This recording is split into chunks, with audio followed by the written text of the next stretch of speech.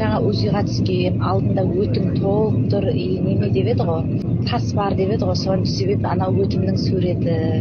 Қазір УЗИга түстүм, тас турмак түккө жок дейди, өтүң таптаза дейди. Мен кубанып келатырмын сону менен. Деп сүйүнүч сурайын деп таптаза деп берди. Мен ровно бир ай дегенде түстүм го. Бир экөөнүн кагазын салыштырса айымын көктөй го.